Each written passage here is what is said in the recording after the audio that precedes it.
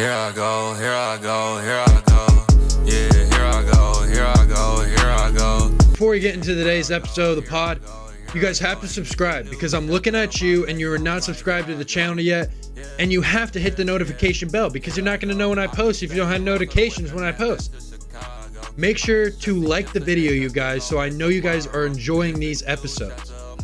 Make sure to follow my social medias. I will pop them on the screen so you can stay up to date with everything to do with this podcast. And then don't forget to check out the Spotify version. The link will be in the description for that as well. Finally, I am a sports writer, so make sure to check out the take.sport.blog so you can read the best sports articles ever. You will not regret clicking that link, so make sure to click that link below. But let's go ahead and get into today's pod, you guys. What's going on, guys? Welcome to another episode of the Take Podcast here.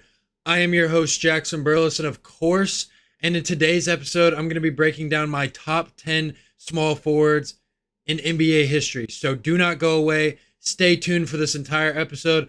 But let's go ahead and get into this top 10. So at top 10, we're going to be starting off this list with no other player than James Worthy.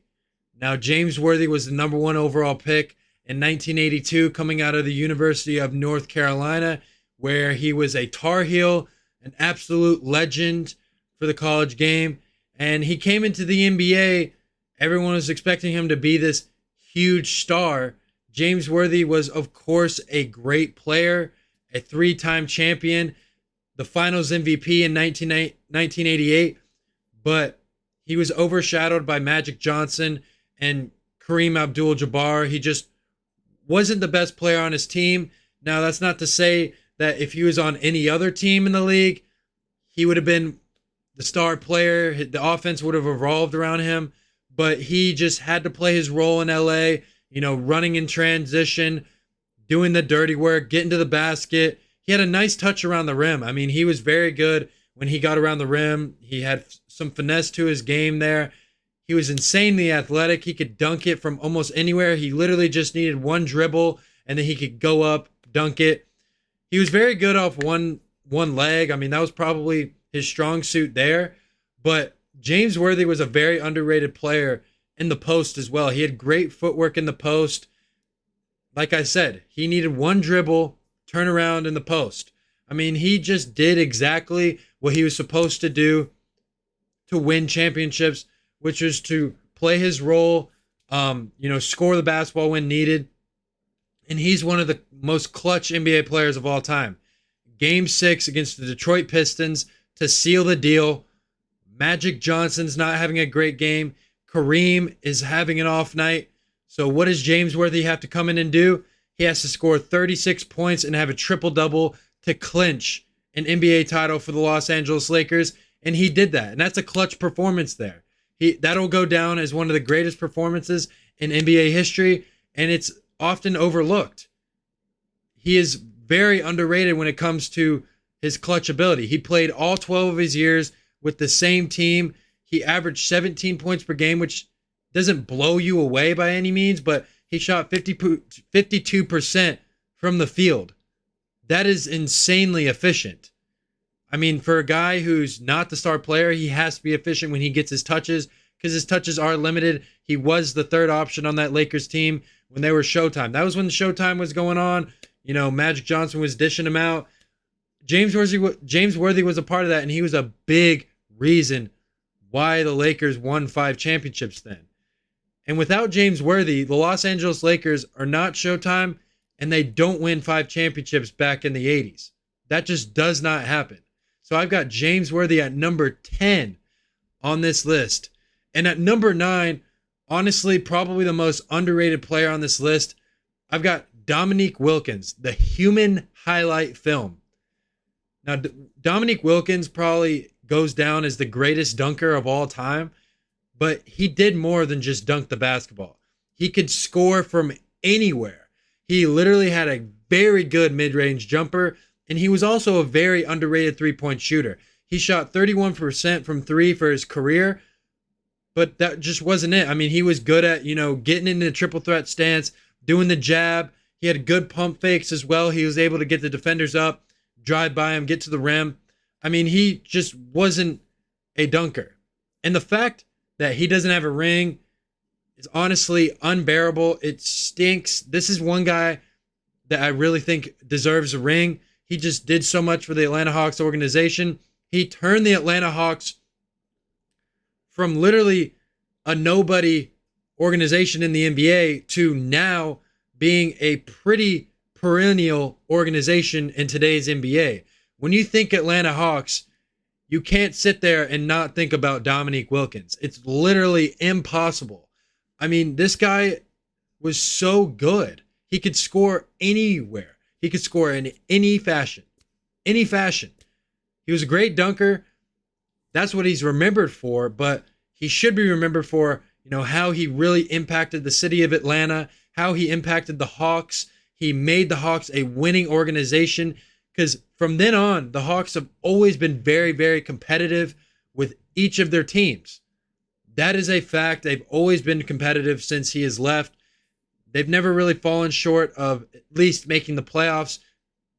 That's how Dominique Wilkins, will be remembered. He averaged 25 points per game for his career. Not all those points are dunks.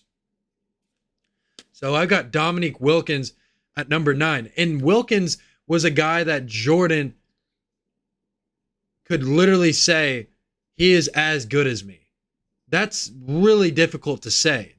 Jordan and Dominique Wilkins would go head to head when they would go match up against each other. And Wilkins would hold his own. Prime Dominique Wilkins was something special. He just didn't get that championship ring. And he's not even a first ballot Hall of Famer. How is Dominique Wilkins not a first ballot Hall of Famer? And how was he not on the 50-year anniversary list? That is crazy. When I read that, I was like, how? I mean, the guy is literally one of the greatest players of all time. Definitely top 50, easily. Easily. If you put Russell Westbrook over Dominique Wilkins all time, you're crazy. You're crazy.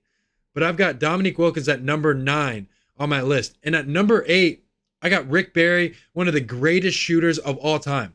I'm not talking three-point shooter. I'm talking just shooting the basketball in general. He had one of the most beautiful strokes in NBA history. He could literally pull it. He had a little nice pull-up, shoot it. He's known for the grandma-style free throw, which I'm sure you guys have seen that. I don't know how it went in, but because of that free throw routine, he goes down as the best free throw shooter of all time. Of all time. I mean, this guy, literally, he never missed from the charity stripe. I mean, he shot 90% from the free throw line for his entire career. Entire career. That is unheard of. That is unheard of. Especially for back then, guys sucked at free throw shooting. But he was known for the grandma-style free throw, and he could shoot from anywhere, but he started his career with no three-point line. So he didn't have the three-point line. He did end up shooting 33% from three, but if he had the three-point line for his entire career, I guarantee you that percentage would be a little bit higher. I guarantee you. I mean, he just had that dribble pull-up. He would kind of sit there, pull up, shoot it. It was almost money every single time. And the fun fact about Rick Barry, he is one of 5 NBA players to average 35 points per game or more in an NBA season. That's including now. That's pretty remarkable. You got guys like James Harden in there that can score the basketball. So that really showcases how great of a player Rick Barry was and how good of a scorer Rick Barry was. He was very underrated when it came to that, but he was also a very underrated passer. He only averaged 5 assists per game for his career, but when he was passing the basketball, he was very flashy. He could do whatever he wanted with it. He was a team player. I mean, Rick, you can say whatever you want about Rick Barry. Teammates didn't like him, yada, yada, yada, but he won games. He always got them. He always got the Warriors to where they needed to be. And he won 1 ring, and he was a 1975 Finals MVP. One of the most underrated players of all time. And I got Rick Barry at number 8 on this list. And at number 7, I've got Kawhi Leonard. Now, Kawhi Leonard will win an NBA championship this year, as the Clippers are going to win the entire thing. I've said this multiple times because of Kawhi Leonard. Kawhi Leonard is one of the best two-way players this game has ever seen. He literally has ginormous hands. He's got a big wingspan. He's a great on-ball and off-ball defender. But his defense was always there. But his offense kind of evolved as he got more into his career. But now he's one of the best players on the offensive side of the ball. So when you look at Kawhi Leonard, you see a guy who can do it at an elite level on both ends of the floor. And he is a clutch player, and he is a winner. He has won 2 NBA championships with 2 different organizations and won Finals MVP both times. When he was on the Spurs, he was playing with guys like Tim Duncan, Manu Ginobili, Tony Parker, Danny Green, Boris Diaw. A lot of guys that could make contributions, and Kawhi Leonard won Finals MVP over Tim Duncan and Tony Parker in 2014, excuse me. God, I'm a Heat fan, so I hate that we lost that championship, but whatever. Kawhi Leonard has figured out how to lock up LeBron James, one of the greatest players of all time. That says a lot. For Kawhi Leonard to be able to play perfect defense on one of the hardest players to guard, that shows a lot, and that is why he's on this top 10 list, because he is one of the greatest defenders this game has ever seen. And I've got Kawhi Leonard at number 7 on this list. Let's go. Give me that championship. Please make me look smart with my predictions this year, Kawhi. Please, please. But at number 6, I've got another great defender who I think Scottie Pippen is the greatest defender this game has ever seen. Just watch his film. This guy literally blocked every shot. He could get into every single passing lane. He was so long. He can make plays happen on defense all the time. Scottie Pippen's numbers don't blow you out of the water. He averaged 16 points per game for his career, but he was a great, perfect option. He was a great second option to Michael Jordan. If Michael Jordan did not have Scottie Pippen, Michael Jordan would not have 6 rings. I don't think Michael Jordan would even have any rings without Scottie Pippen. But Scottie Pippen, he could score as well. He wasn't just a great defender. And he was very intense while going to the basket. He threw down some nasty dunks. Dunked on Patrick Ewing. You guys have seen that dunk where he pushes him over, stands over him. That is disgusting. And people don't understand how good Scottie Pippen actually was offensively. Because when Michael Jordan retired for those few seasons, Scottie Pippen almost led the Chicago Bulls to the NBA Finals. He lost in the conference finals. He was that close to winning. And imagine if Scottie Pippen wins a ring without Michael Jordan. Is Scottie Pippen the greatest player of all time? If he wins a ring without Michael Jordan? I think so. Heck yeah. Heck yeah. If you can win without the GOAT, you just proved yourself there. I don't need Michael. I can do this all on my own. There you have it. But I think Scottie Pippen is the greatest defender to ever live. And he's the first point forward the game has ever seen. He would always bring the ball up in transition constantly. He's one of the first 6'9" guys to ever do that. No one has ever seen a small forward bring up the ball like he did. Ever. And he had great post defense. He could guard any position on the floor. Scottie Pippen is one of those players that could guard 1 through 5. He can guard a point guard and he can guard Patrick Ewing. It's insane what that guy, how versatile of a player he truly was. Even on the offensive end, he could shoot, but he could handle the basketball. He was just a very, very complete player. And he set the foundation for players like Kawhi Leonard. That's why I have Scottie Pippen above Kawhi Leonard, because Scottie Pippen laid the foundation for two-way players in the NBA. And I got Scottie Pippen at number 6 on this list. Now we're going to start to get into the top 5 of this list. And There's no other way better to start this top 5 than with Elgin Baylor at number 5 on this list. Elgin Baylor, he is 11-time All-Star, and he was the rebounding leader in 1957. Think about that for a second. Elgin Baylor, he averaged 13 rebounds per game for his entire career as a 6'5" small forward. Back in those days, even now, that is impressive of how good of a rebounding forward he was. He had insane hops. He could jump up, grab a rebound. Boom. I mean, he is one of the greatest rebounders of all time. I'm not saying he's the greatest rebounder of all time, but he is definitely top 3. Definitely top 3. Especially for his size, to get that many rebounds per game for his entire career, that is incredible. That is incredible. And he was able to use his body so well, boxing people out. He just was able to use his butt. I mean, if you can use your butt, you're good. You can get people to move out of your way. You can box people out. That is the whole key to rebounding. You can box out a guy, get him there. Now, some guys are just pure taller and can reach over you, grab it. That's a little different. Elgin Baylor didn't have the size, so he had to work a little harder to get those rebounds. And offensively, this guy was a magician with the basketball. He literally controlled the pace of the game so well. He was always dictating pace, pushing the ball in transition with either the pass or his dribble. He could do it all. He could do it all. He could do, a little 360, little dribble. You know the drills where you would sit there and kind of spin and dribble the ball small? He would do that constantly. Just little mini dribbles.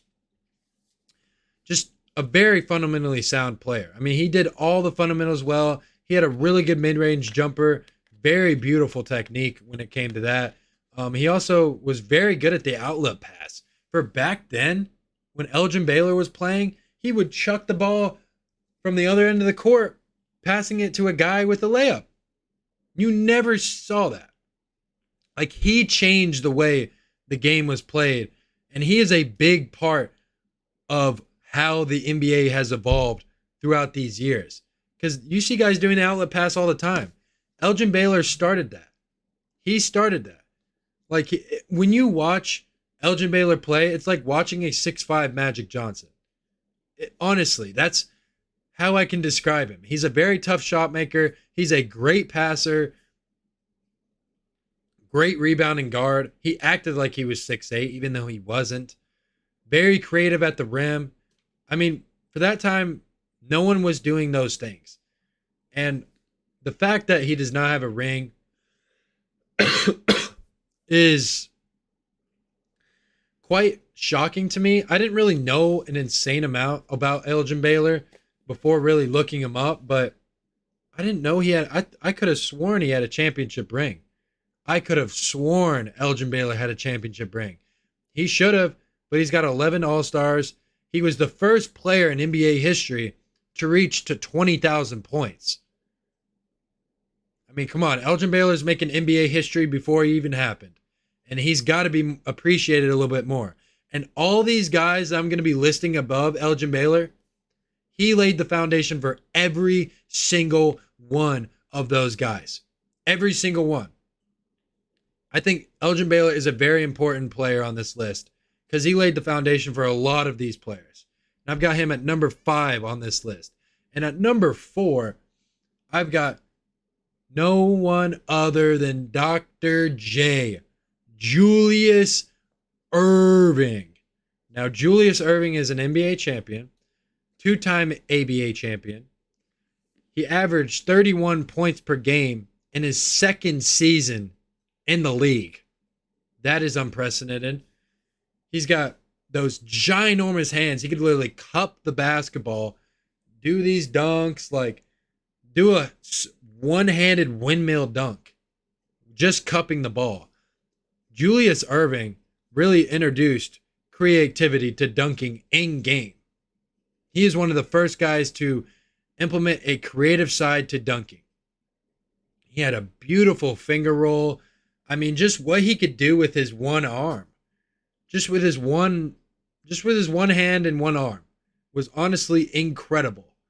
No, that's like when you look at players like Michael Jordan, when he's kind of palming the basketball, doing all those things with just one hand, he got all those things from Dr. J. I mean, Dr. J was able to make adjustments midair like no other player before Michael Jordan. I mean, he was ahead of his time for sure athletically. And he is one of the first guys that I've seen. When you go and watch his highlight film, it's like watching poetry on the basketball court. I mean, that's literally what it feels like. It's like when you watch Dr. J, it's like watching slow motion, even though it's in real time. I can't say that about many NBA players at all. I mean, Dr. J was special. And I really wish I was alive to watch, all these legends play, because quite frankly, we don't have, the NBA today does not have any legends like Dr. J. Just a classic name, Dr. J. I mean, there's nothing else you can really say about Dr. J. I mean, he's one of the greatest players of all time, and I got him at number 4 on this list. And number 3, I've got one of the best three-point shooters of all time. He shot a ridiculous rate from the three-point line, 37% from three for his career. Larry Bird from French Lick, Indiana. The guy came out of Indiana State. And if you guys want a little background on me, I am actually from where Indiana State is located in Terre Haute, Indiana. So I've seen the retired Larry Bird jersey in Holman Center, and I have seen the runner-up for the national championship when him and Magic Johnson went head-to-head in college. I know a great deal of history about Larry Bird, just a guy from French Lick, Indiana, who can shoot the basketball. He can do a lot of different things besides shoot the basketball. He can pass the ball well. He was very athletic for his size. Just made everyone around him better.